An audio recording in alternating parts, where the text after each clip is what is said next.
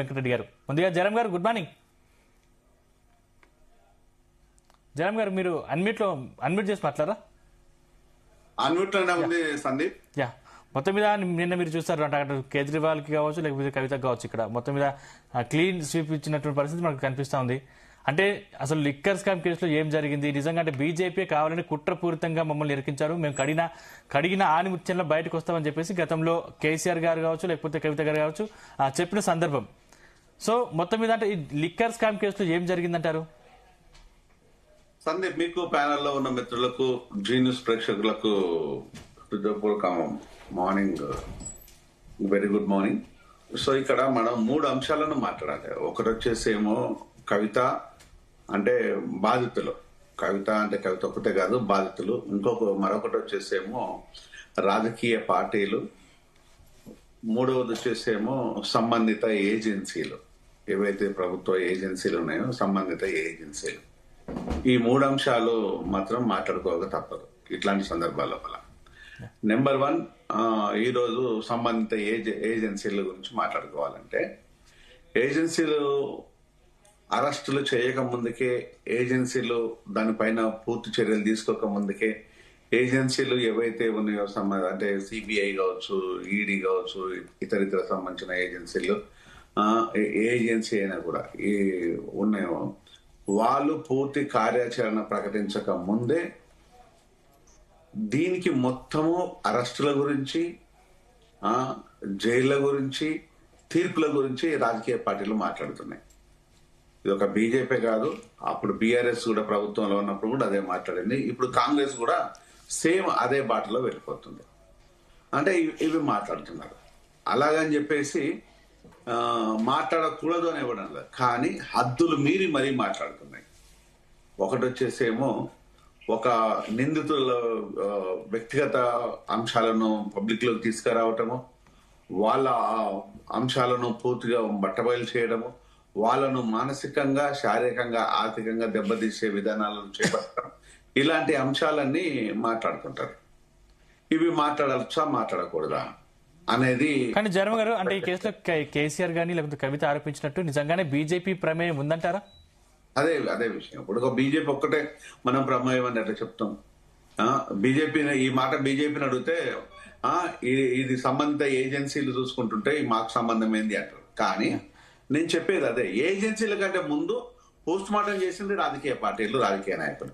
ఈ అంశాన్ని ఏజెన్సీ కంటే ముందు పోస్ట్ మార్టం చేసి మాట్లాడిందంతా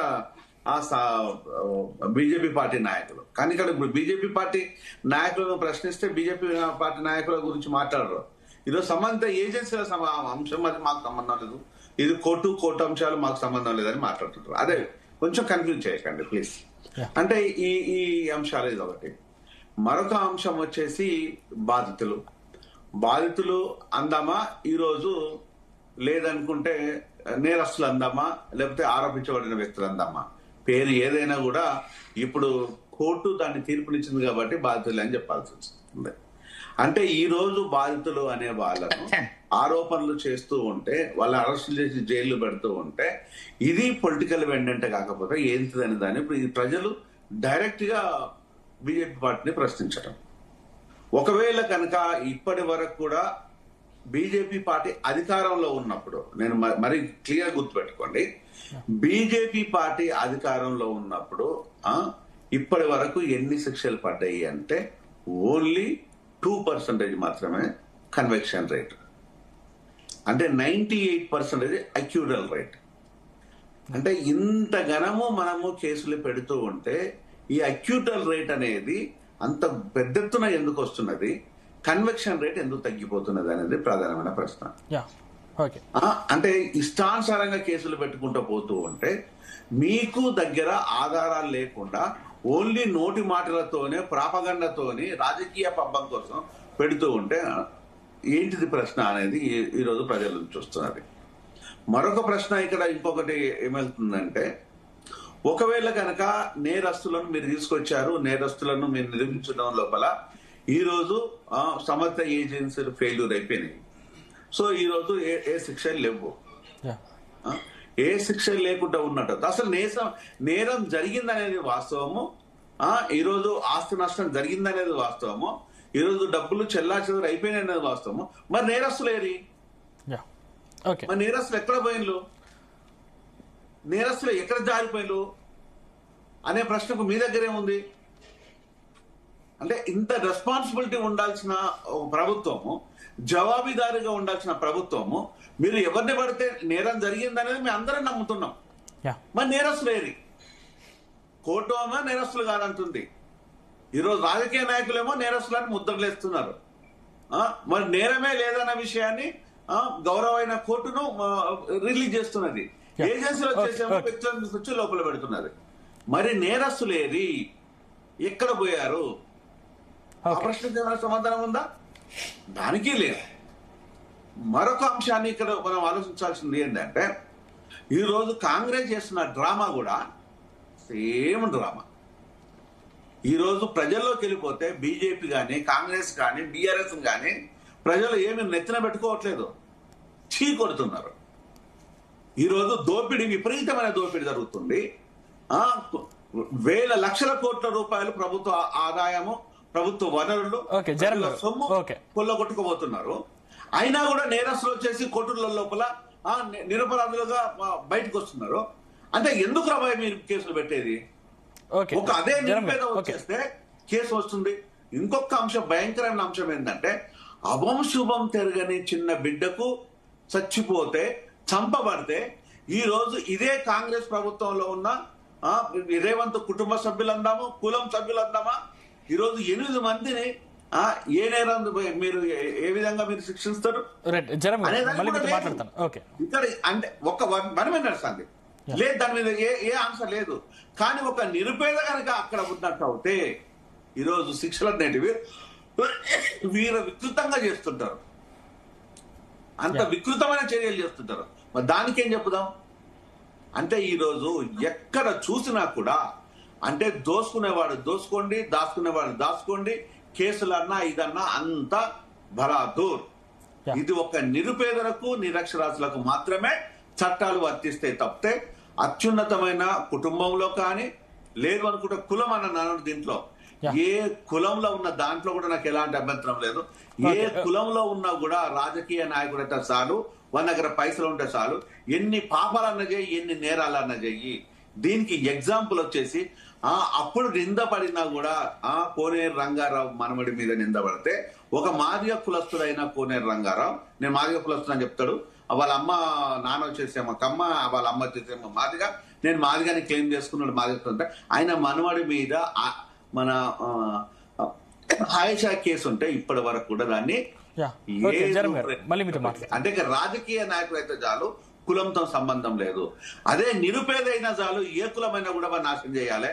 ఫర్ ఎగ్జాంపుల్ కొండారెడ్డిపల్లె ఒక రాజిరెడ్డి అనే వ్యక్తి ఉరి పెట్టుకొని చచ్చిపోయినా కూడా రేవంత్ రెడ్డి ఏం పట్టించుకున్న దాఖలాలు లేవు. అంటే 1 minute ప్లీజ్. సిగ్గు లేకుండా రాజకీయ పార్టీలు ఈ రోజు ప్రజల ముందు వచ్చేసి మేము పత్రికలని మాట్లాడుతున్నా, దానికి సిగ్గుపడదాం, బాధపడదాం. రైట్. కాంగ్రెస్ నుంచి డాక్టర్ లింగం యాదవ్ గారు జాయిన్. లింగం యాదవ్ గారు నేను మళ్ళీ మీతో మాట్లాడతాను. ఒకసారి మీ దగ్గరకు వచ్చే కంటే ముందు ఒకసారి వెంకటరెడ్డి గారితో వెళ్దాం. వెంకటరెడ్డి గారు గుడ్ మార్నింగ్. గుడ్ మార్నింగ్, చెప్పండి. సో మొత్తం మీద ప్రధాన పాత్రధారి, సూత్రధారి బీజేపీయే. నేను కడిన ముత్యంలో బయటకు వచ్చాను.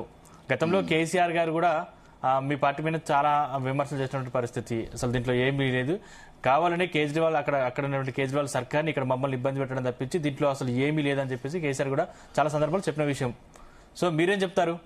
ఇప్పుడు ఒక్కటే సందీప్ గారు, ఆమె కవిత గారు ఏం మాట్లాడారనేటువంటి దాని గురించి మనం చర్చించే ముందు, బీజేపీకి ఏ సంబంధం అండి కేసు? మీడియా కూడా అదే పద్ధతి లోపల తీసుకుపోతున్నటువంటి సందర్భం. దీని స్టోరీ చెప్తాను, కనీసం మీడియా అన్న ఇప్పటి నుంచి సవరించుకుంటే బాగుంటది. భారతీయ జనతా పార్టీ వేరు, కేంద్ర ప్రభుత్వం వేరు, వివిధ దర్యాప్తు సంస్థలు వేరు, ఇండిపెండెంట్ గా జ్యుడిషియల్ పవర్స్ ఉన్నటువంటి సంస్థలు, సిబిఐ, ఈడీకి అయితే ఉంటుంది, మీకు అందరికీ తెలిసిన. కానీ దర్యాప్తు సంస్థలు కేంద్ర ప్రభుత్వానికి కీలు బొమ్మల మారాయని ఉండొచ్చు. ఇప్పుడు కీలుబొమ్మ అంటే భారతీయ జనతా పార్టీకి సంబంధించినటువంటి వ్యక్తులు ఎవరైనా కంప్లైంట్ చేసినారా కేసు? మీకు చెప్తాను, మీకు కూడా తెలియాలి. 3/6/2022 నాడు 3/6/2022 నాడు అప్పటి ఢిల్లీ కాంగ్రెస్ ప్రెసిడెంట్ అనిల్ కుమార్ గారు పోలీస్ కమిషనర్కు ఒక లేఖ రాసినారు. ఎక్కడి నుంచి స్టార్ట్ అయింది అనేది కేసు చూడండి. భారతీయ జనతా పార్టీ ప్రెసిడెంట్ కానీ, వాళ్ళు కానీ, మా ఎంపీలు కానీ, మా మినిస్టర్లు కానీ రాయలే.